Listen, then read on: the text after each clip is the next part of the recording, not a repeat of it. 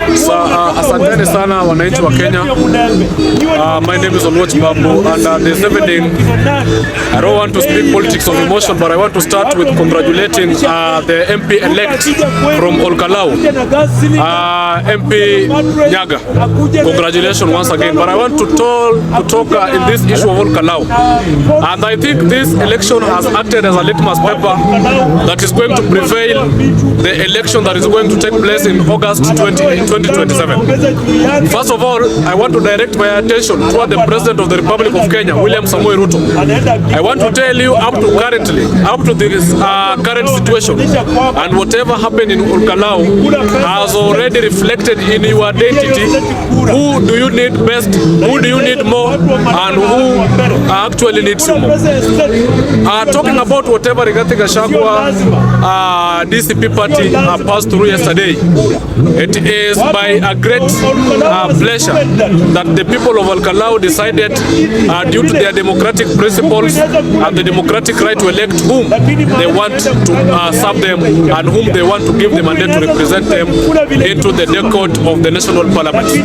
But one thing comes out clearly: the people of Olkalau yesterday voted with emotion, but they did not vote with the ambition, with the blueprint that elected the people that they want to serve them. So I want to say, because currently this impeached peculiar figure by the name of Rigathi Gachagua is currently excited simply because he has won a very small seat in Olkalau.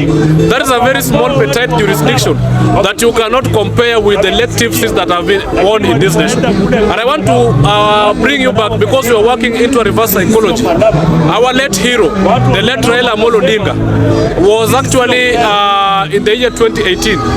There was a by-election that took place to be precise in Nairobi County. That was in Kibra constituency, whereby the later Eric Okoth passed on, and the seat was left vacant. We have a candidate who are going through the elective seat. By the time we had Imran Okoth and the former footballer by the name of Wanyama. That was an hot elective seat. In fact, His Excellency the retired President Uhuru Kenyatta issued a very huge brown audacious and brown envelopes in the corridor of Kibra constituency. But hata ya mwisho Raila Amolo Odinga aliwin. So I want to tell you, do not be excited by that small seat that you have won in Olkalau. The current President William Samoei Ruto have won at Mbeere North, at Merua Dikir, he have won at Malava by-election and Broadboys arrangement, to be precise, because in the current government he have won at Kasipul and Ugunja. So there is nothing that can make you to be precisely surprised and be excited. And you have campaigned in Olkalau using tribal rhetoric, using emotional, using some kind of incoherent sentiments that is going to cause memes, chaos and anarchy in this situation. So I would congratulate, because the people have decided due to their democratic functions. But I cannot be happy simply because DCP has won.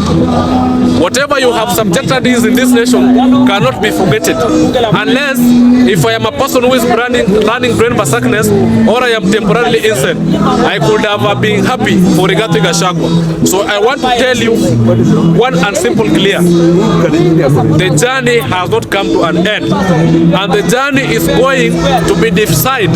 The journey is going to be defined come 2027, whereby we are going to have our revelation juncture, whereby the 2027 general election is going to be precise. So do not purport that simply because Nyaga has won Olkalau votes, and you can tell the people of Kenya that that is a litmus paper, that you can campaign in the entire nation and produce a president. But I want to tell you, you are impeached. You are a peculiar figure.